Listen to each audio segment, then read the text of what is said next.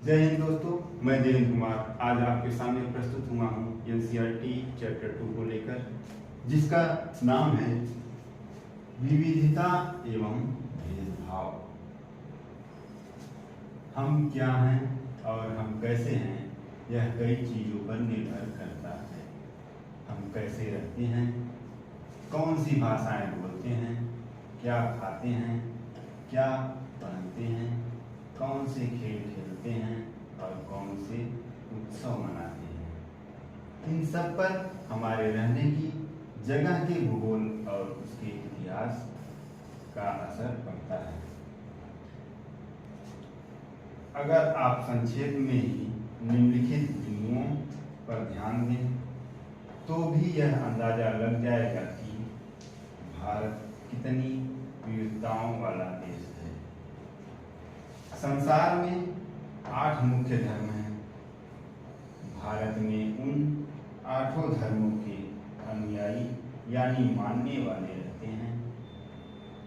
1600 से ज़्यादा भाषाएं बोली जाती हैं, जो लोगों की मातृभाषाएं हैं। यहाँ 100 से भी ज़्यादा तरह के नृत्य किए जाते हैं। यह विविधता हमेशा खुश होने का कारण नहीं बनती। हम उन लोगों के साथ सुरक्षित एवं आश्वस्त महसूस करते हैं जो हमारी तरह दिखते हैं, बात करते हैं, कपड़े पहनते हैं और हमारी तरह सोचते हैं। कभी कभी जब हम ऐसे लोगों से मिलते हैं जो हमसे बहुत भिन्न होते हैं तो हमें वे बहुत अजीब और अपरिचित लग सकते हैं। कई बार हम समझ ही नहीं पाते या जान नहीं पाते कि वे हमसे अलग क्यों हैं। लोग अपने से अलग दिखने वालों के बारे में खास तरह की राय बना लेते हैं। पूर्वाग्रह उन कथनों को देखिए जो आपको ग्रामीण एवं शहरी लोगों के बारे में सही लगे। जिन कथनों से आप सहमत हैं उन पर निशान लगाइए।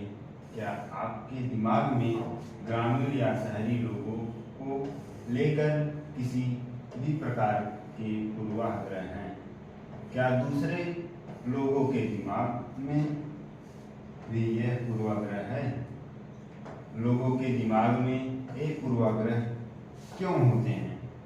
जिन पूर्वाग्रहों को आपने अपने आसपास महसूस किया है उनकी एक सूची बनाइए।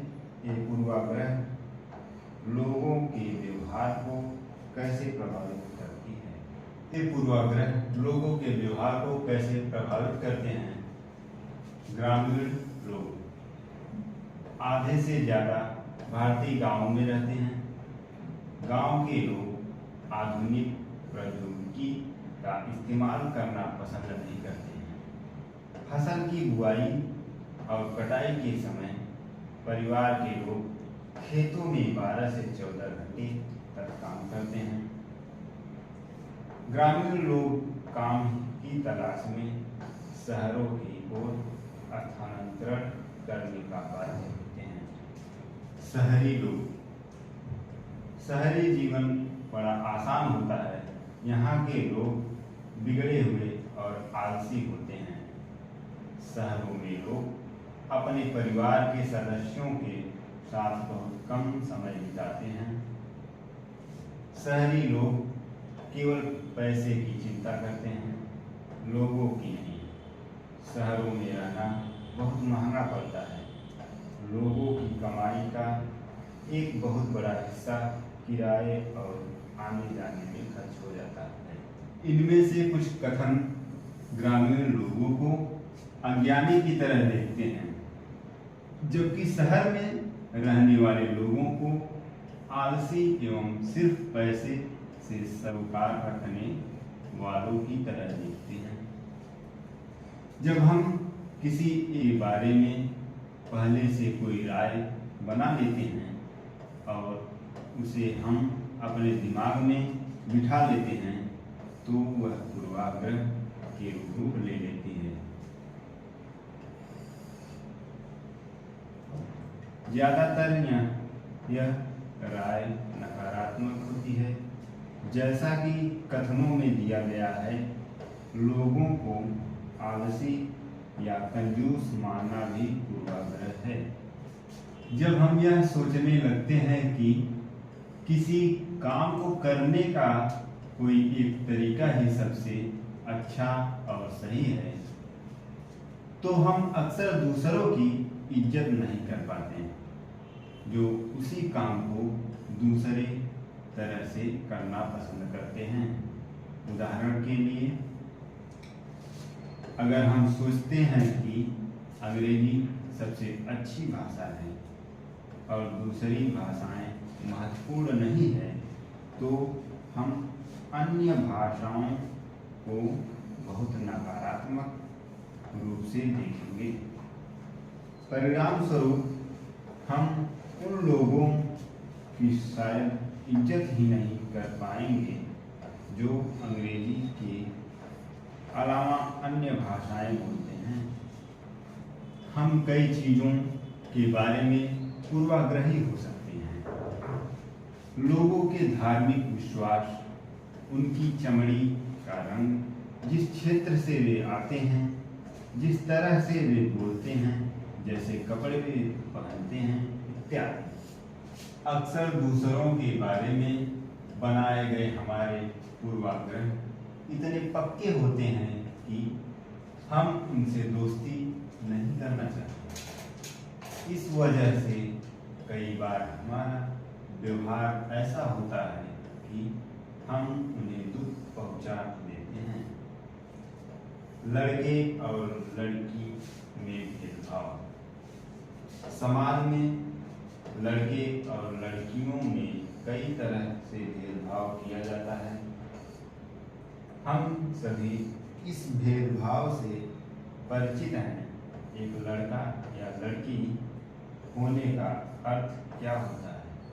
आप में से कई लोग कहेंगे, हम लड़के या लड़की की तरह जन्म लेते हैं, यह तो ऐसे ही होता है।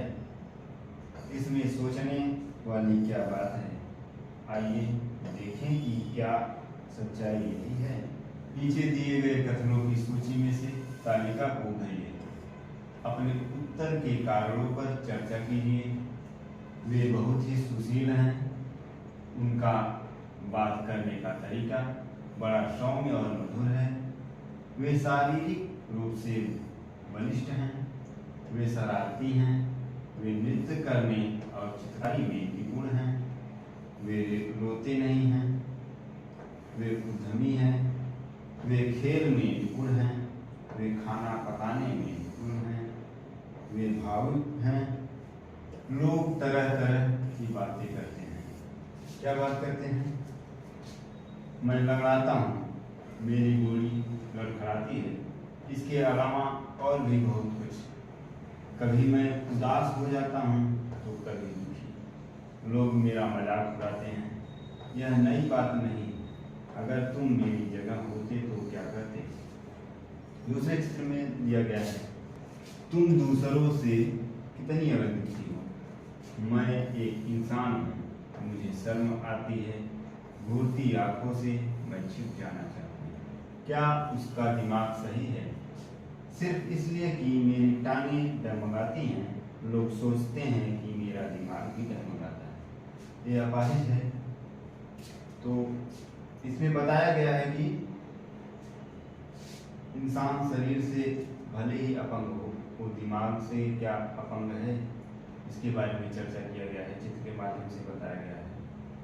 ऊपर के चित्रों में जो बच्चे हैं, उन्हें पहले विकलांग कहा जाता था। इस शब्द को बदलकर आज उनके लिए जो शब्द प्रयोग किए जाते हैं, वे हैं खास जरूरतों वाले बच्चे। उनके बारे में लोगों के पूर्वाग्रह को यहाँ बड़े अक्षरों में दिया गया है। साथ में उनकी अपनी भावनाएं और विचार भी दिए गए हैं। ये बच्चे अपने से जुड़ी रूढ़िबद्ध धारणाओं के बारे में क्या कह रहे हैं और क्यों, इस पर चर्चा कीजिए। आपकी राय में क्या खास जरूरतों वाले बच्चों को सामान्य स्कूल में पढ़ना चाहिए या उनके लिए अलग स्कूल होना चाहिए? अपने जवाब के पक्ष में तर्क दीजिए। अगर हम इस कथन को लें कि वे रोते नहीं, तो आप देखेंगे कि यह गुण आमतौर पर लड़कों या पुरुषों के साथ जोड़ा जाता है। बचपन में जब लड़कों को गिर जाने पर चोट लग जाती है, तो माता पिता एवं परिवार के अन्य सदस्य अक्सर यह कहकर चुप कराते हैं कि रो मत, तुम तो लड़के हो। लड़के बहादुर होते हैं, रोते नहीं हैं। जैसे जैसे बच्चे बड़े होते जाते हैं, वे यह विश्वास करने लगते हैं कि लड़के रोते नहीं। यहाँ तक कि अगर किसी लड़के को रोना आए भी, तो वह अपने आप को रोक लेता है। लड़का यह मानता है कि रोना कमजोरी की निशानी है। हालांकि लड़कों और लड़कियों दोनों का कभी कभी रोने का मन करता है, खासकर जब उन्हें गुस्सा आए या दर्द हो। लेकिन बड़े होने तक लड़के सीख जाते हैं या अपने को सिखा लेते हैं कि रोना नहीं है। अगर एक बड़ा लड़का रोए तो उसे लगता है कि दूसरे उसे चिढ़ाएंगे या उसका मजाक बनाएंगे, इसलिए वह दूसरों के सामने रोने से अपने आप को रोक लेता है। हम लगातार यह सुनते रहते हैं कि लड़के ऐसे होते हैं और लड़कियां ऐसी होती हैं। समाज की इन मान्यताओं को हम बिना सोचे समझे मान लेते हैं। हम विश्वास कर लेते हैं कि हमारा व्यवहार इनके अनुसार ही होना चाहिए। हम सभी लड़कों और लड़कियों को उसी छवि के अनुरूप देखना चाहते हैं। रूढ़िबद्ध धारणाएं बनाना। जब हम सभी लोगों को एक ही छवि में बांध देते हैं या उनके बारे में पक्की धारणा बना लेते हैं, तो उसे रूढ़िबद्ध धारणा कहते हैं। कई बार हम किसी खास देश, धर्म, लिंग के होने के कारण किसी को कंजूस, अपराधी या बेवकूफ ठहराते हैं। ऐसा दरअसल उनके बारे में मन में एक पक्की धारणा बना लेने के कारण होता है। हर देश, धर्म आदि में हमें कंजूस, अपराधी, बेवकूफ लोग मिल ही जाते हैं, सिर्फ इसलिए कि कुछ लोग उस समूह में वैसे हैं। पूरे समूह के बारे में ऐसी राय बनाना वाजिब नहीं है। इस प्रकार की धारणाएं हमें प्रत्येक इंसान को एक अनोखे और अलग व्यक्ति की तरह देखने से रोक देती है। हम नहीं देख पाते कि उस व्यक्ति के अपने कुछ खास गुण और क्षमताएं हैं जो दूसरों से अलग हैं। रूढ़िबद्ध धारणाएं बड़ी संख्या में लोगों को एक ही प्रकार के खांचे में जड़ देती है। जैसे माना जाता था कि हवाई जहाज उड़ाने का काम लड़कियां नहीं कर सकती। इन धारणाओं का असर हम सब पर पड़ता है। कई बार यह धारणाएं हमें ऐसे काम करने से रोकती हैं जिनको करने की काबिलियत शायद हम में हो। अरमानों के बारे में यह आम रूढ़िबद्ध धारणा है कि वे लड़कियों को पढ़ाने में रुचि नहीं लेते। इसलिए उन्हें स्कूल नहीं भेजते हैं। जबकि अध्ययन यह दिखा रहे हैं कि मुसलमानों की गरीबी इसका एक महत्वपूर्ण कारण है। गरीबी की वजह से ही वे लड़कियों को स्कूल नहीं भेज पाते या स्कूल से जल्दी निकाल लेते हैं।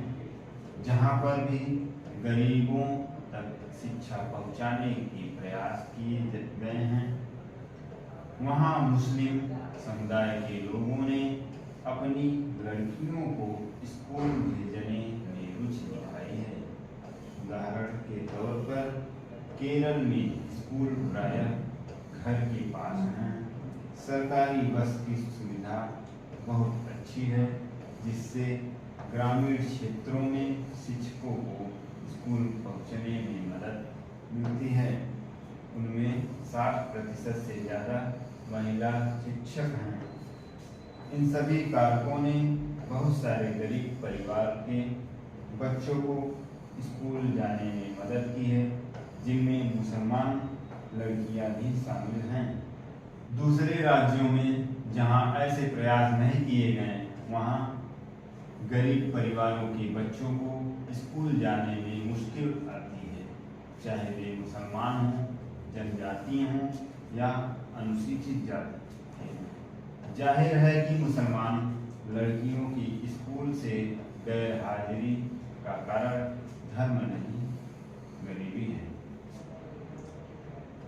असमानता एवं भेदभाव तब होता है जब लोग पूर्वाग्रहों या रूढ़िबद्ध धारणाओं के आधार पर व्यवहार करते हैं।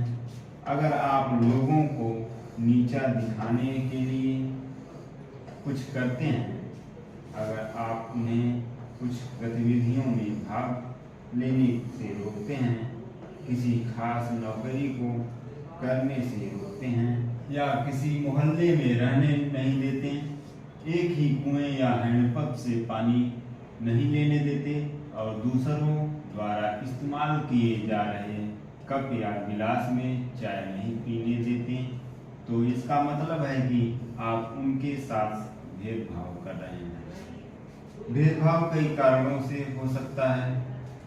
आप याद करें कि पिछले पाठ में समीर 1 और समीर 2 एक दूसरे से बहुत भिन्न थे। उदाहरण के लिए उनका धर्म अलग था। यह विविधता का एक पहलू है, पर यह भेदभाव का कारण भी बन सकता है। ऐसा तब होता है जब लोग अपने से भिन्न प्रथाओं और रिवाजों को निम्न कोटि का मानते हैं। दोनों समीरों में एक और अंतर उनकी आर्थिक पृष्ठभूमि का था। समीर 2 गरीब विविधता का पहलू नहीं है, यह तो असमानता है। बहुत लोगों के पास अपने खाने, कपड़े और घर की मूल जरूरतों को पूरा करने के लिए साधन और पैसे नहीं होते हैं। इस कारण दफ्तरों, अस्पतालों, स्कूलों आदि में उनके साथ भेदभाव किया जाता है। कुछ लोगों को विविधता और असमानता पर आधारित दोनों ही तरह के भेदभाव का सामना करना पड़ता है। एक तो इस कारण कि वे उस समुदाय के सदस्य हैं जिनकी संस्कृति को मूल्यवान नहीं माना जाता। ऊपर से यदि वे गरीब हैं और उनके पास अपनी जरूरतों को पूरा करने के साधन नहीं, तो इस आधार पर भी भेदभाव किया जाता है। ऐसे दोहरे भेदभाव का सामना कई जनजातीय लोगों, धार्मिक समूहों और खास क्षेत्रों के लोगों को करना पड़ता है। भेदभाव का सामना करने पर अपनी आजीविका चलाने के लिए लोग अलग अलग तरह के काम करते हैं, जैसे पढ़ाना, बर्तन बनाना, मछली पकड़ना, बढ़ईगिरी, खेती एवं बुनाई इत्यादि। लेकिन कुछ कामों को दूसरों के मुकाबले अधिक महत्वपूर्ण माना जाता है। सफाई करना, कपड़े धोना, बाल काटना, कचरा उठाना जैसे कामों को समाज में कम महत्व का माना जाता है। इसलिए जो लोग इन कामों को करते हैं उनको गंदा और अपवित्र माना जाता है। यह जाति व्यवस्था का एक बड़ा ही महत्वपूर्ण पहलू है। जाति व्यवस्था में लोगों के समूहों को एक तरह की सीढ़ी के रूप में रखा गया, जिसमें एक जाति दूसरी जाति के ऊपर या नीचे थी। जिन्होंने अपने आप को इस सीढ़ी में सबसे ऊपर रखा, उन्होंने अपने को ऊंची जाति का और उत्कृष्ट कहा। जिन समूहों को इस सीढ़ी के तले में रखा गया, उनको अछूत और अयोग्य कहा गया। जाति प्रथा के नियम एकदम निश्चित थे। इन अछूतों को दिए गए काम के अलावा और कोई काम करने की इजाजत नहीं थी। उदाहरण के लिए कुछ समूहों को सिर्फ कचरा उठाने और मरे हुए जानवरों को गांव से हटाने की इजाजत थी। उन्हें ऊंची जाति के लोगों के घर में घुसने, गांव के कुएं से पानी लेने और यहाँ तक कि मंदिर में घुसने की भी इजाजत नहीं थी। उनके बच्चे दूसरी जाति के बच्चों के साथ स्कूल में बैठ नहीं सकते थे। इस तरह ऊंची जाति के लोगों को जो अधिकार हासिल था, उससे उन्होंने तथाकथित अछूतों को वंचित रखा। अगले पृष्ठ पर हम यह देखेंगे कि कैसे भारत की एक मशहूर हस्ती को भेदभाव का सामना करना पड़ा था। यह भाग हमें यह समझने में मदद करेगा कि कैसे जाति के तहत बहुत बड़ी संख्या में लोग भेदभाव के शिकार हुए। भारत के एक महान नेता डॉक्टर भीमराव अंबेडकर ने जाति व्यवस्था पर आधारित भेदभाव के अपने अनुभवों के बारे में लिखा है। यह अनुभव उनको 1901 में हुआ था, जब वे केवल 9 साल के थे। वे महाराष्ट्र में कोरेगांव में अपने भाइयों के साथ पिता से मिलने गए थे। बड़ी देर हमने इंतजार किया, पर कोई नहीं आया। 1 घंटा बीत गए तो स्टेशन मास्टर पूछने आ गए। उन्होंने हमसे हमारे टिकट मांगे, जो हमने दिखा दिए। उन्होंने पूछा कि हम वहाँ क्यों रुके हुए थे। हमने बताया कि हमें कोरेगांव जाना था और हम पिताजी या उनके नौकर के आने का इंतजार कर रहे थे, लेकिन दोनों में से कोई भी नहीं पहुंच पाया था और हमें पता नहीं था कि कोरेगांव कैसे पहुंचते हैं। हमने बहुत अच्छे कपड़े पहन रखे थे। हमारे कपड़ों और बोली से कोई भी यह अंदाजा नहीं लगा सकता था कि हम अछूत के बच्चे थे। निश्चय ही स्टेशन मास्टर को यह लगा कि हम ब्राह्मण के बच्चे हैं और वे हमारी मुश्किल को देखकर बड़े परेशान हुए। जैसा कि हिंदुओं में होता ही है, स्टेशन मास्टर ने हमसे पूछा कि हम कौन हैं। बिना एक पल भी सोचे मेरे मुंह से निकल गया कि हम महार हैं। मुंबई प्रांत में महार समुदाय को अछूत माना जाता था। उनको एकदम से धक्का लगा। वे भौचक्के रह गए। उनके चेहरे पर अचानक परिवर्तन हुआ। हमने देख लिया कि एक अजीब सी घृणा की भावना उन पर हावी हो गई थी। उन्होंने जैसे ही मेरा जवाब सुना, वे अपने कमरे में वापस चले गए और हम वहीं के वहीं खड़े रह गए। 15-20 मिनट बीत गए। सूरज बिल्कुल छिप सा गया था। पिताजी आए नहीं थे और न ही उनका नौकर, और अब स्टेशन मास्टर भी हमें छोड़कर चले गए थे। हम काफी घबराए हुए थे और यात्रा के शुरू में जो खुशी और उत्साह की भावना थी, उसकी जगह अब अत्यधिक उदासी ने ले ली थी। आधे घंटे के बाद स्टेशन मास्टर लौटकर आए तो पूछा कि हम क्या करने की सोच रहे हैं। हमने कहा कि अगर हमें किराए पर एक बैलगाड़ी मिल जाती तो हम पूरे गांव जा सकते थे। अगर पूरे गांव ज़्यादा दूर नहीं हो तो हम फौरन निकलना चाहते थे। वहाँ किराए पर कई बैलगाड़ियाँ चल रही थी, लेकिन मैंने स्टेशन मास्टर को जो जवाब दिया था कि हम महार हैं, उसका पता सबको चल गया था। कोई भी गाड़ीवान अछूत वर्ग की सवारी को ले जाकर अपने आप को गंदा और नीचा नहीं बनाना चाहता था।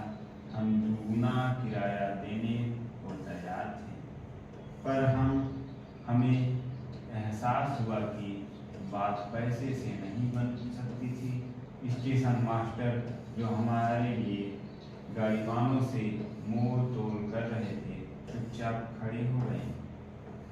समझ नहीं आ रहा था कि क्या करें। कल्पना करके देखिए कि यह कितना मुश्किल होगा अगर लोगों को एक जगह से दूसरी जगह जाने न दिया जाए।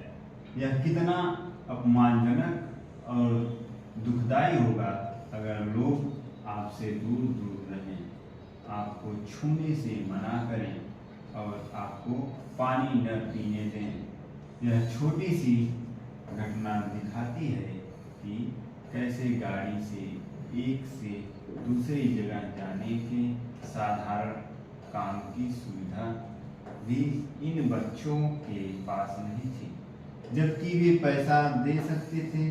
स्टेशन के सभी गाड़ीवानों ने बच्चों को ले जाने से मना कर दिया। उन्होंने बच्चों के साथ भेदभाव भरा व्यवहार किया। इस कहानी से यह बिल्कुल साफ है कि जाति पर आधारित भेदभाव न केवल दलितों को कई गतिविधियों से वंचित रखता है, बल्कि वह उन्हें आदर और सम्मान भी नहीं मिलने देता जो दूसरों को मिलता है। समानता के लिए संघर्ष।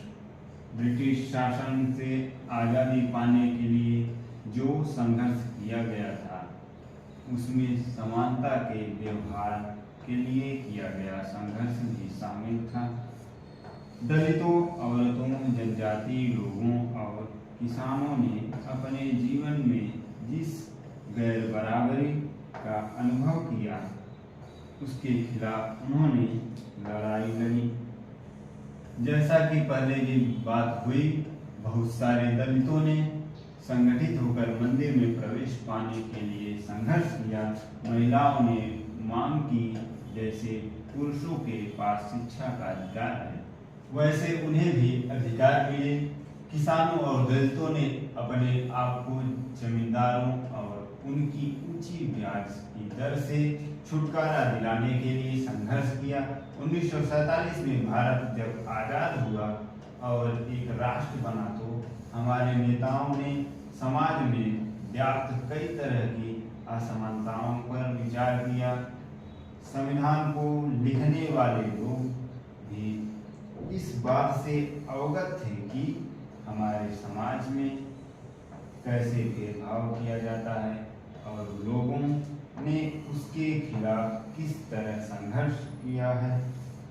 कई नेता इन लड़ाइयों के हिस्सा थे, जैसे डॉक्टर BR अम्बेडकर। इसलिए नेताओं ने संविधान में ऐसी दृष्टि और लक्ष्य रखा जिससे भारत में सभी लोगों को बराबर माना जाए।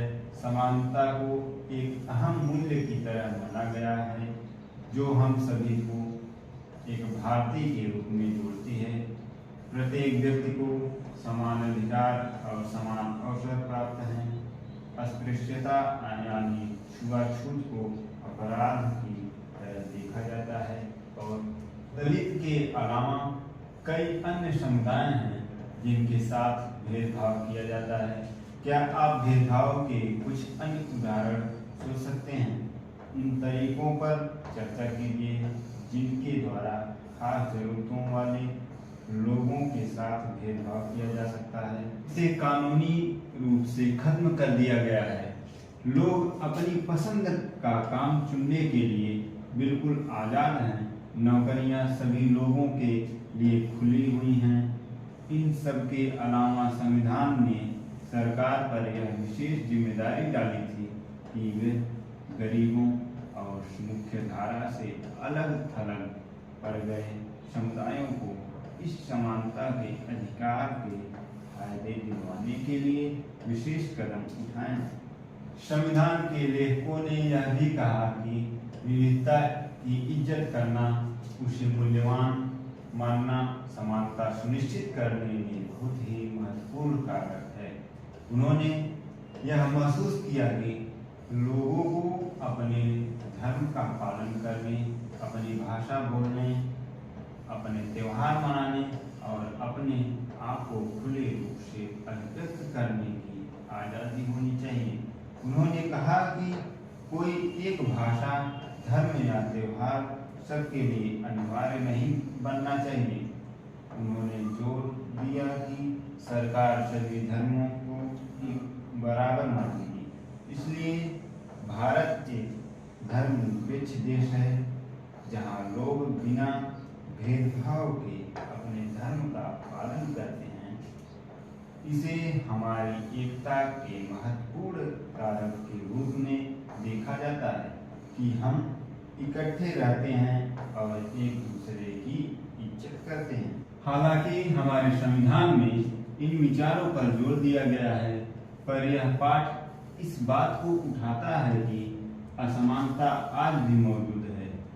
समानता वह मूल्य है जिसके लिए हमें निरंतर संघर्ष करते रहना होगा। भारतीयों के लिए समानता का मूल्य वास्तविक जीवन का हिस्सा बने, सच्चाई बने।